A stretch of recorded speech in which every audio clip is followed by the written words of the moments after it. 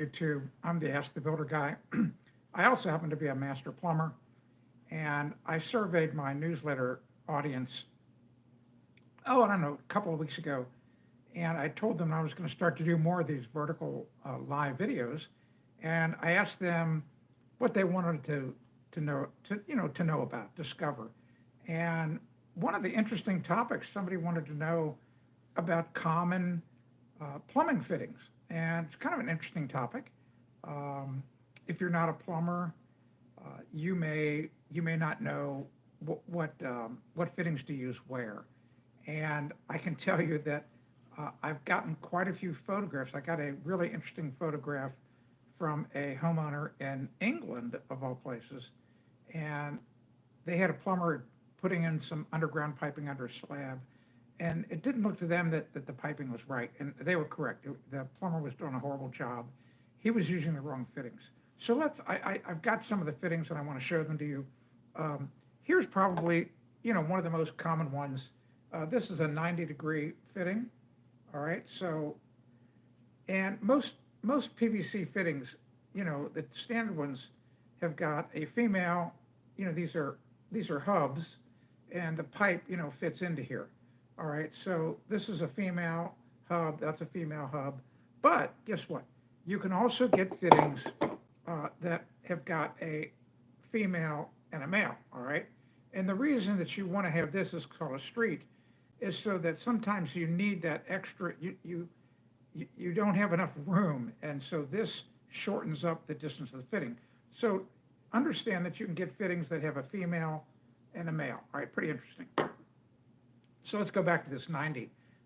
This 90 is typically, this is what you would use if you were, imagine you get underneath your kitchen sink or your maybe a bathroom vanity, all right, and you see a pipe come out of the wall, all right, so this is the pipe that you would want to have. So it's probably oriented in the wall like this. So here is the end of the pipe coming out to you, but behind the wall, you've got this long radius 90, long radius. And the reason you want to use a long radius is that if you have to put a plumbing snake in here, it has a much easier time to get around the bend, all right?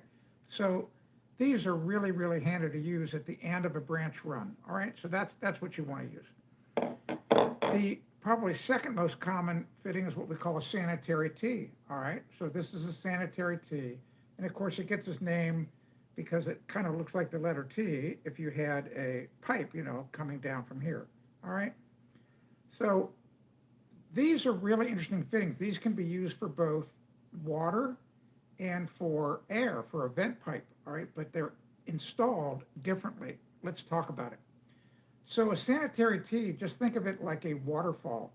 So here is this end of the sanitary tee is the part that aims down the wall to the branch arm. Remember, imagine if we had, here, I'm going to do this again for you. Imagine we had this setup right here where we've got the sanitary tee in the wall, and here is the pipe that's coming out of the wall.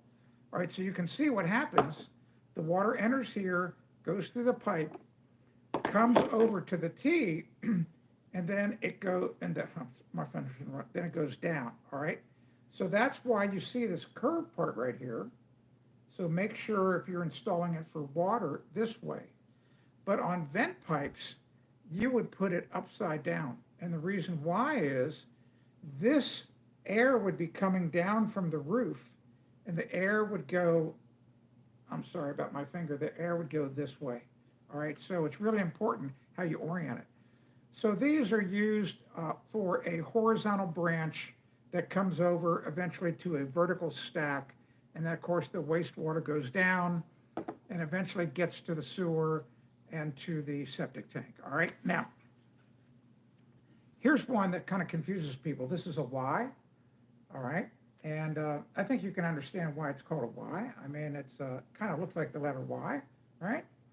All right, so this is a really important fitting.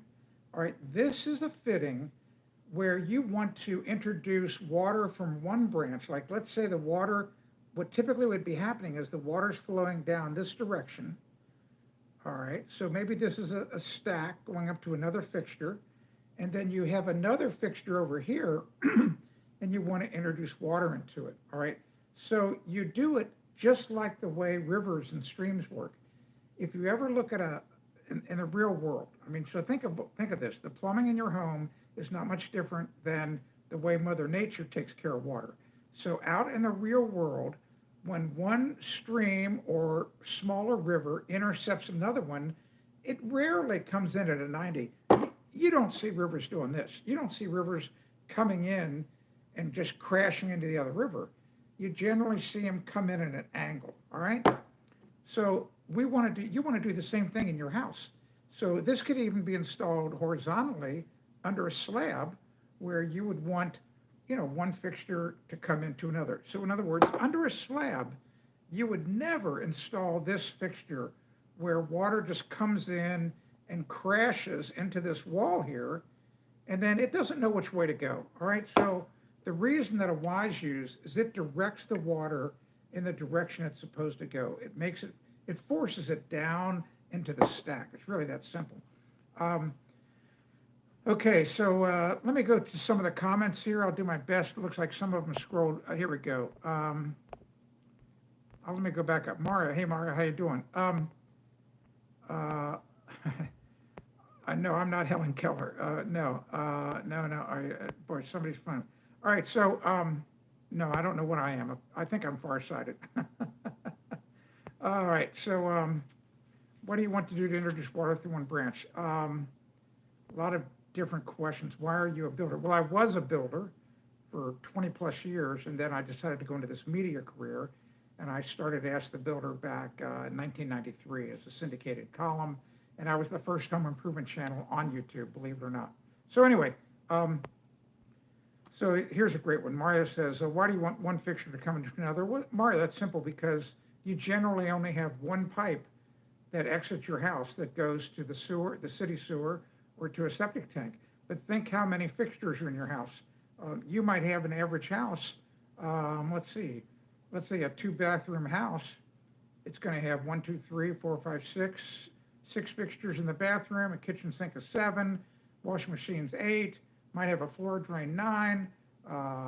So you can easily have 9, 10 fixtures in one house. So you've got to join all those pipes together to be able to go into one pipe that goes outside. All right, so let's talk a little bit about pipe size. Pipe sizes are really important. You would generally, in a house, when that pipe leaves your home, it should be a 4-inch pipe. 4-inch pipe, you'd be stunned how many fixture units it can handle. We talk about fixture units. That's a measure of the volume of water that goes through or counts for a fixture. For example, a typical bathroom, we count as 6 fixture units, all right?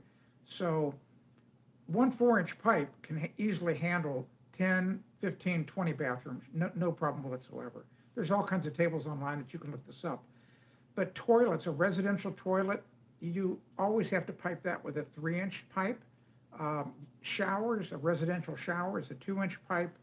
Just about any sink in your home, a kitchen sink, lavatory sink, bathtub, those are 1.5-inch pipes, all right? And you have to do kind of the same thing in reverse with vent pipes. So a toilet can be vented with just 1.5-inch pipe, but as you start to gather all your vent pipes together, you start to kind of collect them up in the attic. Eventually they're going to go out of the roof. You should do a 3-inch pipe minimum. The code sometimes lets you do a smaller one, but believe me, you want to do a 3-inch full-size vent out of your house. And if you live in a really cold area, like upper Minnesota, northern Maine, where it gets really cold, you want that to be a 4-inch pipe. And the reason why is in really cold weather like we've been having, you can have hoarfrost, that's what it's called, H-O-A-R, kind of build up in the pipe, and it starts to choke off the pipe, and then air can't get in. And by the way, let's talk about vent pipes really quickly. So you may think that pipe up on your roof, you may think it's a smokestack, and the reason for it is to emit gas out into the atmosphere, sewer gas. Nope, it's the exact opposite. That pipe up the roof, you know what it's for?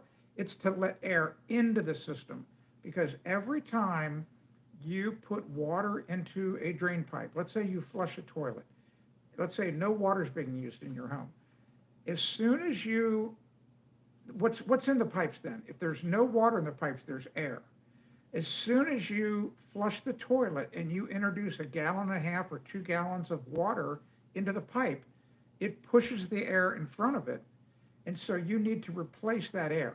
And so that air comes through the pipe in the roof and it comes down into your system. So vent pipes are really, really important. And if you install them correctly, guess what? The benefit of a pipe being up on a roof like that, it can actually be a clean out, because if you don't put too many bends in that vent pipe and you've got pretty much a flat roof or a flatter roof, you can get up on the roof and put a garden hose. You can put one of those drain cleaning snakes down that pipe and potentially get a clog out of the way. And it's also a good idea every now and then to put a garden hose down that vent pipe, turn the garden hose on and flush it out.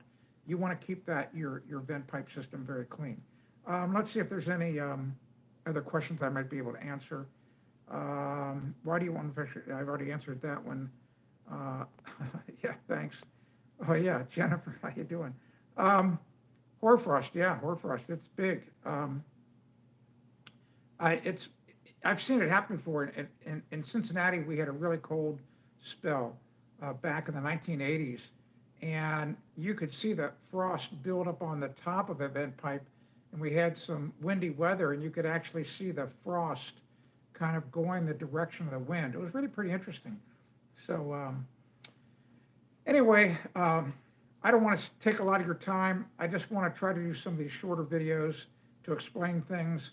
If you have any more questions about plumbing fixtures, plumbing drain systems, if you need a riser diagram drawn, I draw riser diagrams all the time. In fact, this afternoon, I just finished a really complex gas line drawing. You need to have those drawings to get your permits. And I think I'll probably do a video pretty soon about gas lines, because gas lines, I'll just say this really quickly. People always ask about sizing water lines in homes, like a typical water line system. And in fact, this customer that I'm working for, he's a developer out in California. He asked about that. And I explained to him, I said, look, you generally don't have, in a residential home, you don't have a big problem with water volume or pressure, because we're operating at pressures like 50, 60, 70 pounds per square inch. That's a lot of pressure, all right? And you generally don't want to go above 70 pounds. You can start to kind of damage things. 70 pounds is a really good number if you can get it. The trouble with gas, though, I say like natural gas.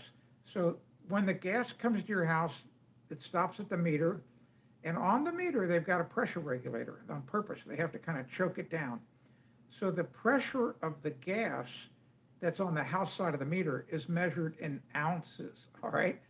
So it's just like, it's just kind of puffing gas through the system. It's not a lot. It's not a lot of pressure at all. So because it's not a lot of pressure, you have to size the gas lines perfectly. If you don't size them correctly, and all of a sudden you try to use a lot of things at the same time, they don't work. There's not enough. They're starved for fuel. So that's a whole nother video on another day. But if you need a gas line drawing and a gas riser diagram drawn, I can do it. Need a drain pipe riser diagram, I can do that. I like drawing these things. It's like a crossword puzzle for me. All right, no more questions. Thanks for watching. I'm trying to keep these videos under 15 minutes. I think that's a really good length. And if you have any suggestions, if there's a video that you would like me to do, just go to my website, askthebuilder.com, and go to the Ask Tim page. You can fill out a form and just suggest a video you'd like me to do. I'd be happy to do it. So thanks very much for watching. And of course, if you haven't liked and subscribed, please do it. Those really, really help. The likes really help, because that factors into the YouTube algorithm, and then they'll show the video more to other people who are just randomly watching shorts. So thanks very much. Have a great day and be safe. I'm Tim Carter. This was Ask the Builder.